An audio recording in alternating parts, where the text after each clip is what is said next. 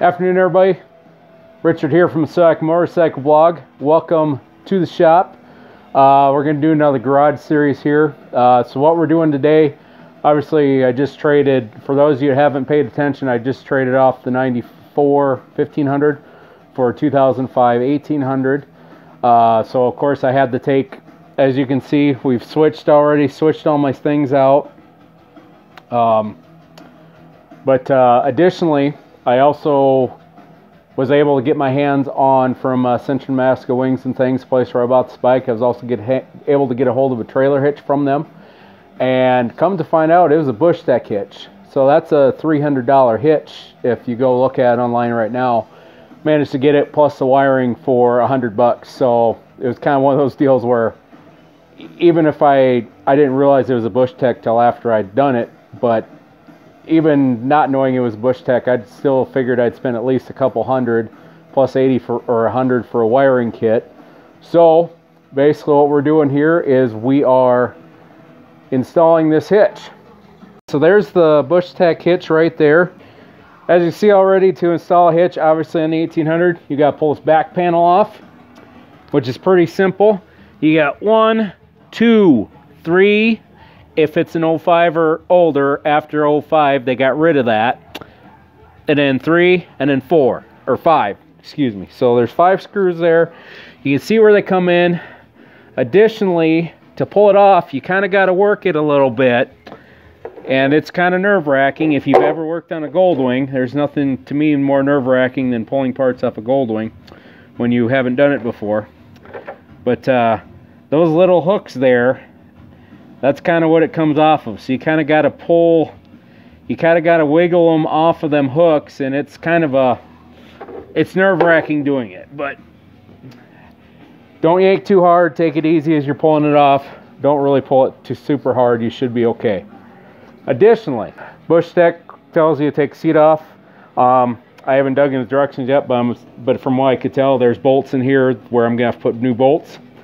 But another safety factor you should always do when you work on it, and as you can see I've started working on it without doing it, is you should always disconnect that negative battery terminal.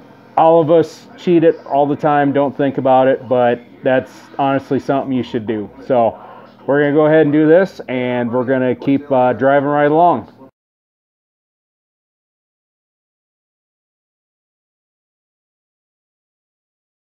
Okay, everybody. You'll see that there's now a hitch on there. And, well, basically, yep, we got through it all. As you can see, there's the 2 uprights there. Couple warnings when you're putting this one together, that bushing likes to fall. I dropped it 3 times, and it's kind of a pain in the neck. On this side here, it's kind of tricky to get it through there. Let me grab a flashlight here.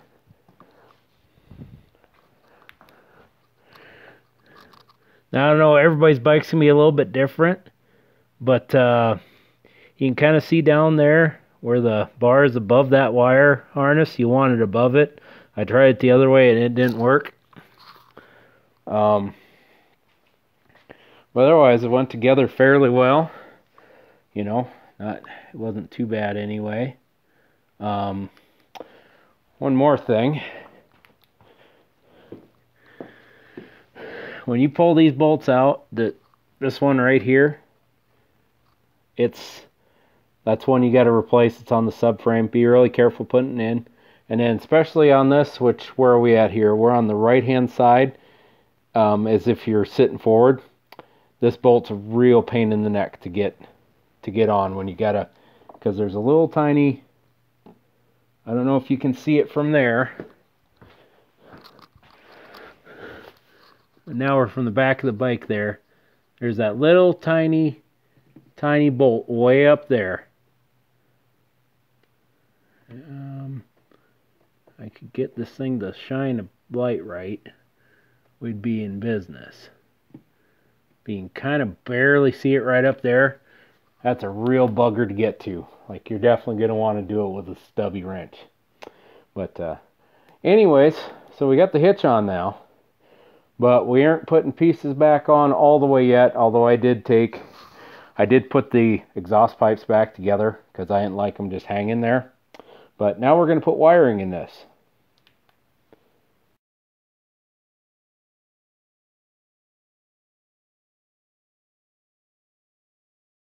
Alright, before I get into this wiring here, I'm going to do a little public service announcement. Alright, so here's the deal. So, it's a Bushtec harness, right? Most of them come out to a 5-wire. So, well, what we got here, now when I first got it, of course, it was all wrapped up in tape, but what I have found here is, well, instead of, you know, spending the money and getting a proper 5 to 4-wire kit, they went ahead and just crimped up 4 wires, which is all fine and good, but you notice there's a solid blue one that was not hooked up. Well, if you look on the Bushtec sheet here, solid blue is brake light, which is fine. You didn't have brake lights. I mean, you had turn signals and everything else, but you know, that's kind of a safety issue when you don't even hook up your brake lights. I mean, I get it. We all want to save a buck, but for God's sakes, you bought a Honda Goldwing, so you probably can spend a little bit of money. Seriously, you can get a 5-wire to 4-wire set. I think I bought one for my 1500 for like 40 bucks. You can get them on any trailer for 20 bucks. I mean, if you're going to do wiring by yourself, don't half-ass it. Do it right. Take 5 minutes, learn how to do it, and do it right. Or get someone that can do it right. I'm hoping this was a shade tree job, although I don't know. I'm kind of nervous that maybe this was done at a shop. I really hope not, but either way, whoever did it, yeah, nope, that's a failure as far as I'm concerned. But oh well, now I know. I did think it was kind of weird that I had a 4 flat and Bushtec send out, you know, have a 5-wire set. But anyways, back to your normally scheduled video.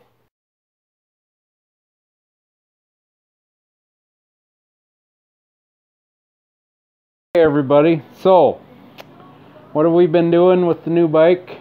Basically we put on a trailer hitch. You can see part of it there. Essentially we have the V2 from Bushtec. We got a really good deal on it with from the dealer Central Nebraska Wings where we bought this. We got the kit, or the hitch itself, and the wiring kit. Got that for $100. But just kind of a brief overview of what we've done. Of course, this comes as assembly. It's got those 2 uprights that go up. Those 2 uprights end up hooking. You can see where the hookup point's right there and there. On the bottom here, you see that bottom part, it goes back to the subframe. You can kind of see that tiny bolt way back in there, kind of where, yep, there you can kind of see it, kind of right where my light just flashed right there. It goes up to 1 bolt there, and it does the same thing over here. Can't really see that one very well, but essentially the bolt it replaces is, you replace that right here where my finger's pointing. You replace this. This is a replacement bolt they send with it that's a little bit longer, that comes off the subframe. Make sure when you put those together you do them one at a time and you take it nice and easy. And also they recommend having a helper. I didn't do one without it, but it was kind of, I had to wiggle them just a little bit to get them threads to thread in right, because obviously this Goldwing is a what do I want to say, he uses an aluminum frame. It's really easy to strip out those bolts, so make sure you're doing them. Of course, once you put it all together, there you got a couple U-bolts here on the frame. You can see one there, and yeah, okay, there you can see it right there. And then it all bolts together. The uprights bolt to these bolts, and then the side parts bolt to these and these bolts right here. Also, this kit actually came with the mud flap attachment, which is also a fancy add-on.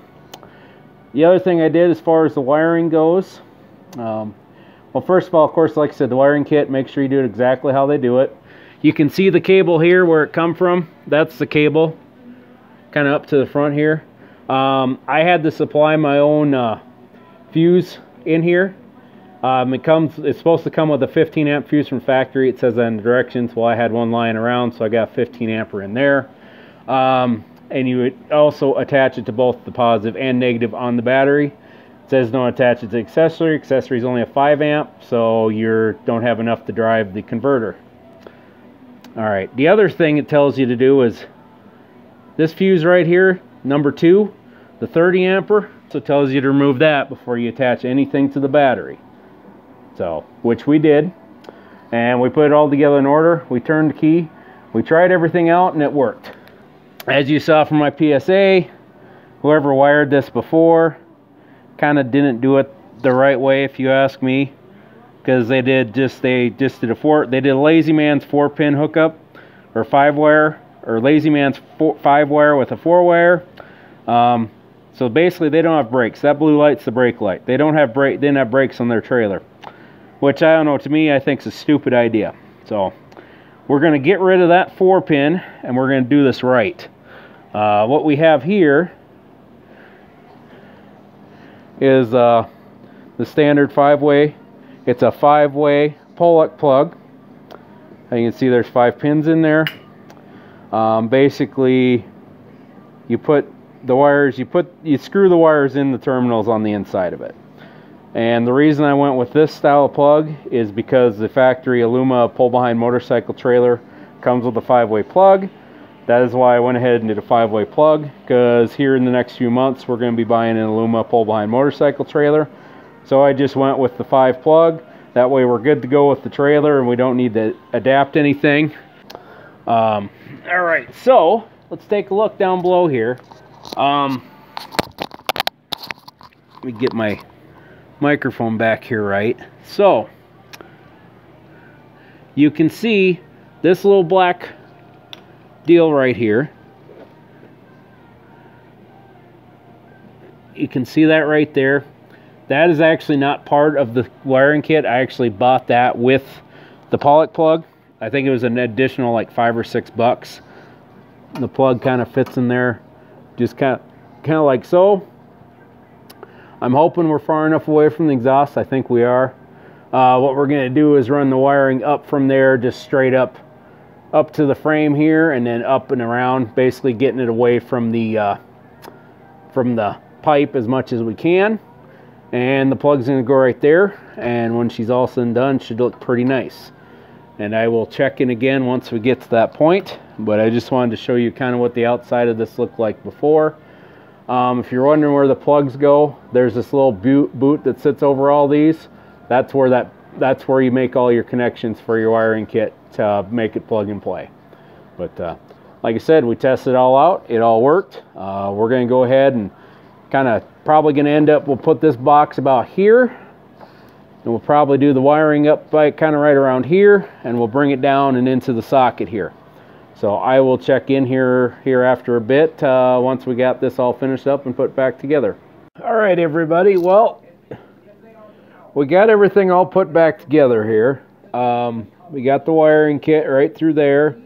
We mounted the little junction box for it up here. We run the wires down the side here, and we got our setup there for a plug. Kind of a nice little spot. It is a little close to the exhaust, and that's something I'm going to keep an eye on as we go. I think we're going to be okay, considering it's going to be, the plug would be way over here. We got probably a good inch of clearance there, 1.5 inches. So I think we'll be okay. I'm going to keep an eye on it, obviously, because, you know, we don't want to, I mean, if it starts melting, obviously we're going to move it, but I think we're going to be okay where it is. But anyways, I thought it kind of worked out pretty nice. I will say about that Pollock part, that plug, it's nice that it's all set in there, but it's a very, to me, I do not like the design of the connections in it. Whereas the screws are on the back and the holes are on the side. I think it would have been a lot better if, let's say, the holes were in the back of the connections and the screws were on the side of it, but that's how Pollock built it. So, you know, that may be something if you know how to solder. I I would actually suggest maybe soldering those connections instead of doing the screw-in ones like I did, because it was a royal pain. But we got it in there, we checked everything out, everything worked. So let's assemble it. Okay, well, we have this bike ready to go. You can see my hitch sitting there. It's all hooked up. You can see the wiring kit sitting there. We put a coat of wax on the outside. We polished up the chrome a little bit too. But otherwise, she's done up to the point for now. A few more things we gotta do. Still gotta put 12-volt outlet in that trunk, which we will do, or that pocket. Also going to put 12-volt here in the trunk. Once we do that, we'll be able to use our XM and everything again. But otherwise, we're just kind of at the good to go for now point. So now, as you can see outside there with that snow, kind of hoping maybe we can get rid of some of that so we can do some riding here soon. But fortunately, that's one thing you can't control. But anyways, we'll see you next time.